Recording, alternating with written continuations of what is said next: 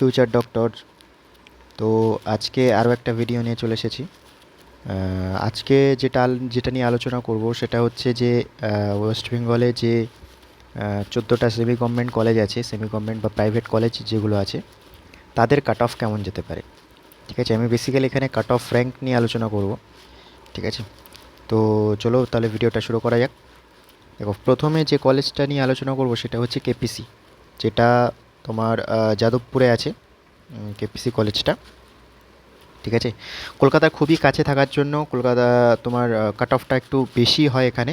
Basically আগে যেটা হতো, ইউআর ক্যাটাগরিতে কাট অফটা তোমার গভর্নমেন্টেরও অনেকটা আগে শেষ হয়ে যেত। তার কারণ অনেকে এরকম 5,000, 10,000, হ্যাঁ 9,000 এরকম র্যাঙ্ক করে অনেকে কেপিসি কলেজটা চুজ করতো। ঠিক আছে, যারা অনেকে এরকম থাকতো যে যারা যদি কলকাতার বাইরে হয়, মানে প্রথমে কলকাতার কলেজগুলো চুজ করলো, 5টা কলেজ আছে, 5-6টা মতো কলেজ আছে, তারপরে তোমার কেপিসিটা চুজ করে। ঠিক আছে, কি কলকাতার বাইরে যেতে চায় না, মানে 20,000, 25,000 মতো মোটামুটি যারা র্যাঙ্ক করে তারা কিন্তু এই কলেজটা চুজ করতো। কিন্তু রিসেন্টলি সেই ট্রেন্ডটা এখন আপাতত একটু কমেছে, আছে ট্রেন্ডটা, বাট একটু কমেছে, যার জন্য কাট অফটা, ইউআর ক্যাটাগরির যে কাট অফটা সেটা গভর্নমেন্টের সাথে সাথেই কিন্তু শেষ হয়ে যায়। এমন নয় যে মানে লাস্ট যে গভর্নমেন্ট কলেজটা আছে তারপরেই আবার কেপিসিটা শুরু হয়, এরকম নয়। কেপিসি কলেজের ব্যাপারটা একটু আলাদা। ঠিক আছে, ওটা ইউআর ক্যাটাগরিটা মানে গভর্নমেন্ট কলেজের সাথে সাথেই শেষ হয়ে যায়। আর তো ইউআর ক্যাটাগরিতে দেখো, ইউআর ক্যাটাগরিতে যেটা আমার মনে হয় এক্সপেক্টেড কাট অফ, যারা 52,000 থেকে 54,000-এর মধ্যে আছো তারা এক্সপেক্ট করতে পারো। ওবিসি ক্যাটাগরিতে, ওবিসি 2 বছর আগে থেকে আগে ওবিসির জন্য আলাদা কোনো সিট ছিল না, মানে ওবিসি এ আর ওবিসি বি এর জন্য আলাদা করে কোনো সিট ছিল না, কিন্তু 2 বছর আগে থেকে, মানে 2024 থেকে ওবিসি এ আর ওবিসি বিটা আলাদা করার জন্য, মানে ইউআর থেকে 1,000 মতো র্যাঙ্ক একটু রাইট শিফট হয়, একটু পজিটিভ শিফট হয় ওবিসি ক্যাটাগরির ক্ষেত্রে। তো ওবিসি ক্যাটাগরির ক্ষেত্রে 53 থেকে 55K হতে পারে। ইডব্লিউএস ক্যাটাগরির জন্য দেখো 1,35,000 থেকে 1,40,000 হতে পারে। এসসি ক্যাটাগরির জন্য 1,78,000 থেকে 1,85,000 হতে পারে। এসটি হচ্ছে 635 থেকে 680 হতে পারে। কেপিসি কলেজের কিছু প্রোজ আছে, কিছু কনস আছে, সেটা পরে আলোচনা করব একদিন। ঠিক আছে, শুধুমাত্র এটা কলকাতার আশপাশে কলেজ বলে এটার যে কাট অফটা বেশি যায় তাই নয়, প্লাস আরও অনেক কিছু ফেসিলিটিস আছে এখানে। 800টা মতো বেড আছে। 800 বেডের একটা আইপিডি আছে এখানে। প্লাস এখানে পিজি সেকশনটা খুব ভালো।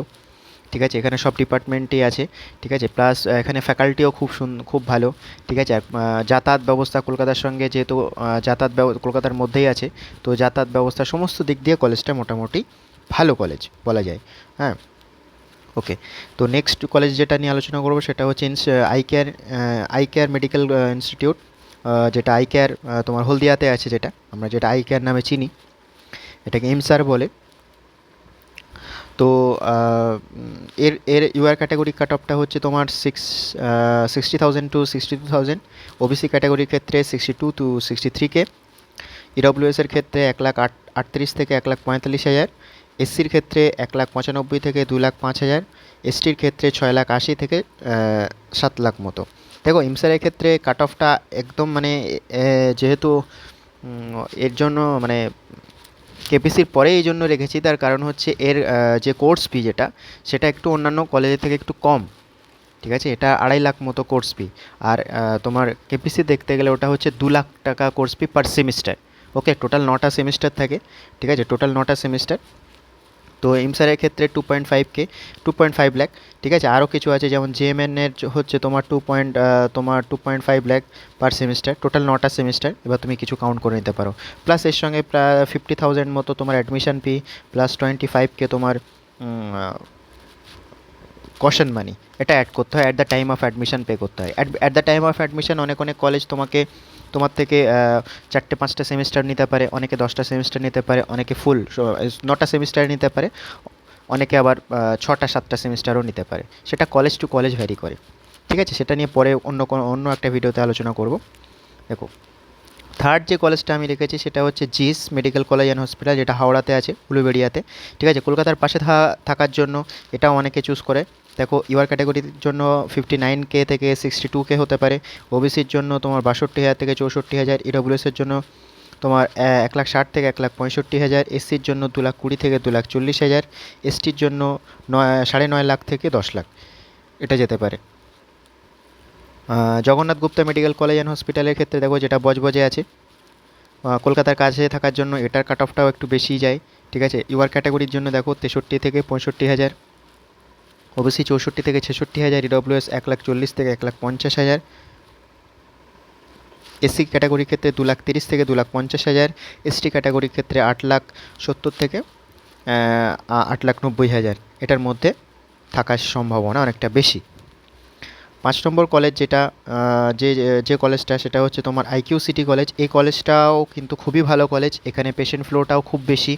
মানে এরকমও শোনা যায় যে যতগুলো সেমি গভর্নমেন্ট কলেজ আছে তার মধ্যে সবচেয়ে বেশি পেশেন্ট ফ্লো কিন্তু আইকিউ সিটিতে, এটা শোনা যায় এটা। আর পড়াশুনোও খুবই ভালো হয় এখানে যতদূর মোটামুটি জানি। আর যেটা সেটা এর যে তোমার ইনফ্রাস্ট্রাকচারটাও খুব সুন্দর।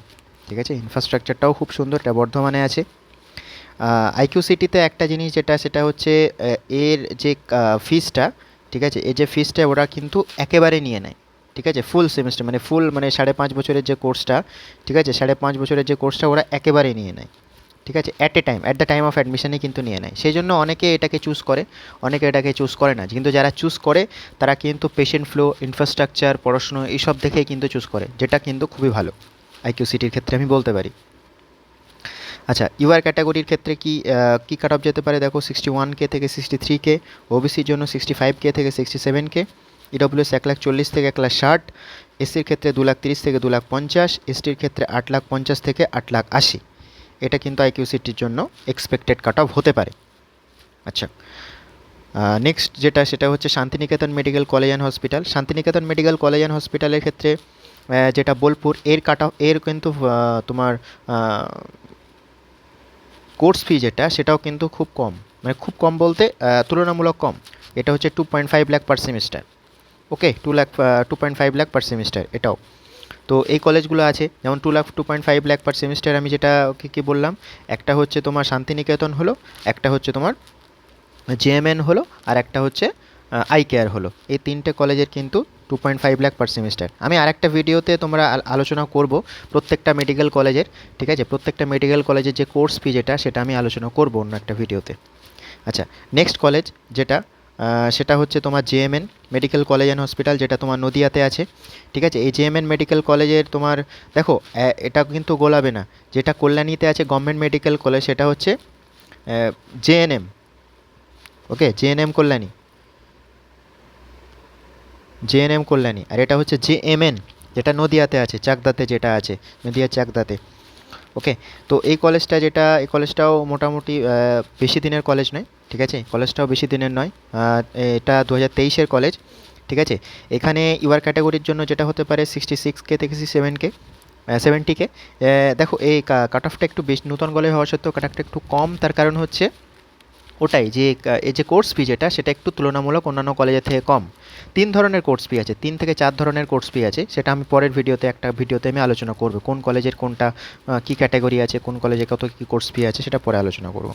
ইউআর ক্যাটাগরির জন্য দেখো 67K থেকে 66 থেকে 70,000, ওবিসির জন্য 75 থেকে 80,000, ইডব্লিউসির ক্ষেত্রে 1,70,000 থেকে 1,80,000, এসসির জন্য 2,25,000 থেকে 2,40,000, এসটির জন্য 9,40,000 থেকে 9,70,000।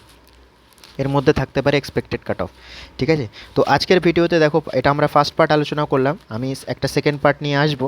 ঠিক আছে, আমি একটা সেকেন্ড পার্ট নিয়ে আসবো, সেখানে আমরা বাকি যে 7টা কলেজ আছে, টোটাল 14টা কলেজ বললাম, বাকি যে 7টা কলেজ আছে আমরা